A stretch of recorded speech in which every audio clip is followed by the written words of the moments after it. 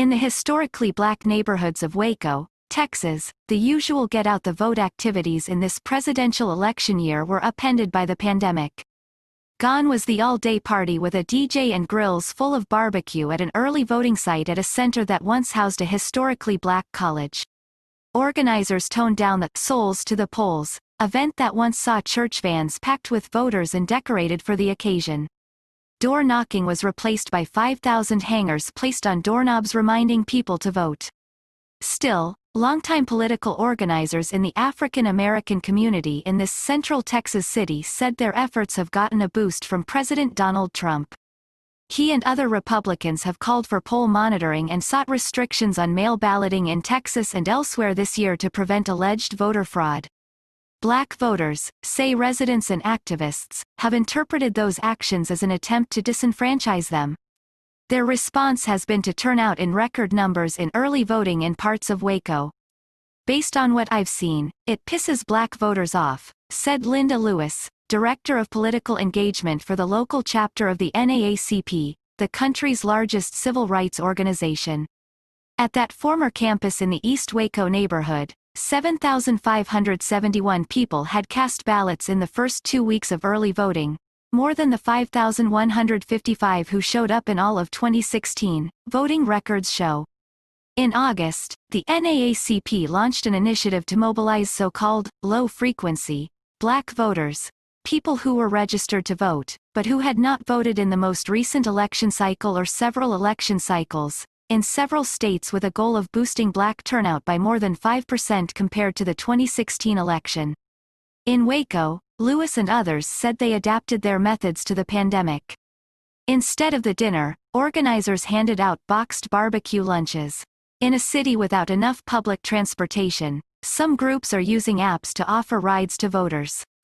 Lewis, 74, is making sure older voters aren't left behind, arranging single rides in people's cars in an effort she has dubbed Big Mama's Lift Service. "For black voters, it's always been life or death for us," she said. "But it's life or death for everybody now." African American voters overwhelmingly back Democrats in U.S. elections, and their turnout will be crucial to the party's efforts to elect Joe Biden and recapture control of the U.S. Senate. Biden has a 77-point lead over Trump among likely black voters, according to the latest Reuters Ipsos poll conducted during October 6–20, which also found that 79% disapprove of Trump's performance in office. Black voters are already responsible for rescuing Biden's campaign.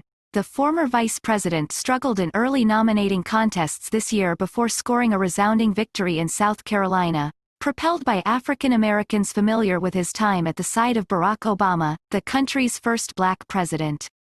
Progressives and Democrats say they aren't taking anything for granted this year. On Friday, Kamala Harris, Biden's running mate, appeared at a historically black college in Atlanta.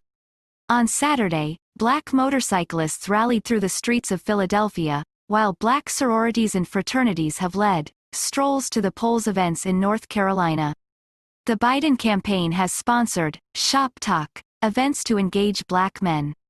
"We know as a black community what is at stake, and we are going to show up in historic numbers," said Ashley Allison, the Biden campaign's national coalition's director. At the same time, there are signs of softness in black support for Biden.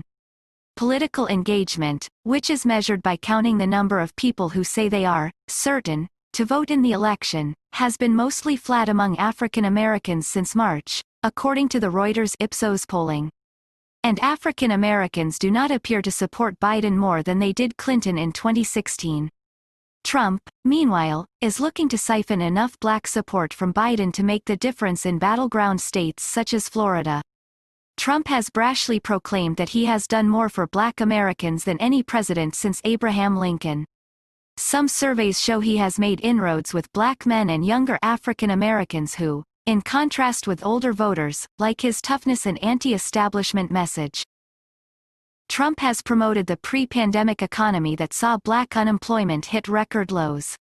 He has touted his work on criminal justice reform and criticized Biden's support of a crime bill in the 1990s that established harsh penalties for nonviolent drug crimes, which Biden has recently called a mistake. For decades, Democrats had made empty promises to the black community and reaped the benefits of the black vote without delivering on their words, said Katrina Pearson, a Trump 2020 senior advisor. Voting, against all odds, black voters are being courted by an array of political action committees, tech companies that analyze data and progressive groups, along with the traditional efforts led by party committees and churches.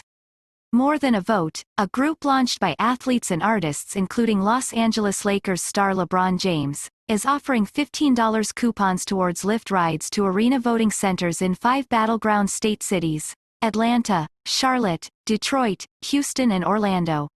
The group has also teamed up with former First Lady Michelle Obama's When We All Vote initiative to provide food, music, protective gear and free legal help in early voting sites.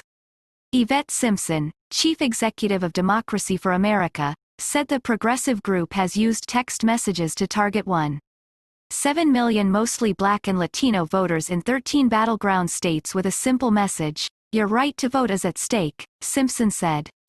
"We need you to exercise that right against all odds, and here is the information you need to do that." Mobilization groups, however, remain uneasy about the pandemic's disruption to traditional get-out-the-vote efforts. In Michigan, where a lack of enthusiasm among black voters for Democratic presidential candidate Hillary Clinton in 2016 allowed Trump to eke out a narrow win, a coalition of organizations launched a drive to register 100,000 voters of color this year. It ended up with just 20,000. "We usually go door to door, canvassing, go to events, go to grocery stores and places that are heavily trafficked to register people," said Tamika Ramsey, co-director with Michigan Voices, a nonpartisan group that participated in the campaign. None of that really happened. In Michigan, 2016 still haunts Democrats. Turnout in Wayne County, which includes Detroit and the largest share of the state's black voters, dipped by 37,000 votes that year from 2012. Trump ended up winning Michigan by fewer than 11,000 votes. This year's early showing points to more engagement. As of Monday, more than 347,000 Wayne County voters had cast ballots, more than triple the figure from the same point in 2016. BlackPAC, a left-leaning political action committee that tries to mobilize black voters, has relied on a mostly phone campaign since the coronavirus pandemic struck. "Making contact has been a challenge," said Adrienne Shropshire, the group's executive director. But she said voters who answered turned out to be eager for conversation, particularly about the mechanics of mail voting and recent operational changes at the U.S. Postal Service that have slowed delivery. "I think that was at the height of when people were saying, 'This is completely outrageous,'" Shropshire said.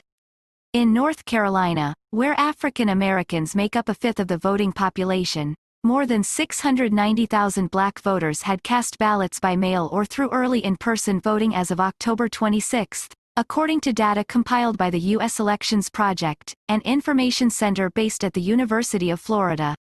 That's almost equal to the number who voted early in all of 2016, according to data provided by J. Michael Bitzer, a politics and history professor at Catawba College in Salisbury, North Carolina who studies the state's voting patterns. Trump won North Carolina in 2016, but recent polling averages show a dead heat there. Early tallies in Georgia, another southern state with a history of racial barriers to voting, also show black voter turnout on pace to exceed levels recorded 4 years ago, according to data from the Secretary of State. A surge in Texas fights over voting rules have roiled the country this year, but nowhere more intensely than in Texas, dominated by Republicans for decades.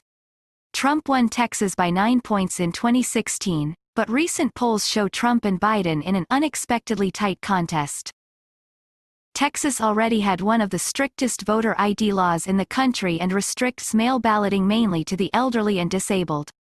This year, Republicans fought off Democratic efforts to allow more Texans to vote by mail during the pandemic on the grounds that it would encourage fraud. In addition, Republican Governor Greg Abbott limited the number of drop boxes for mail ballots to 1 per county, saying he had a duty to maintain the integrity of elections.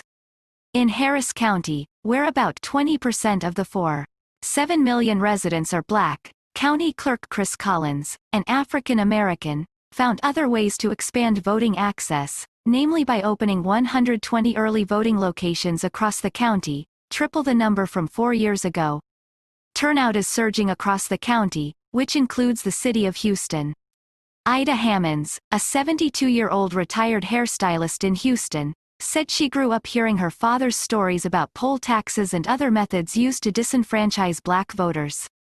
Although she qualifies to vote by mail in Texas, she cast an early in-person ballot on Sunday to make sure it would count. "I think the future of our country, and black people's place in it, is on the line in this election," Hammonds said.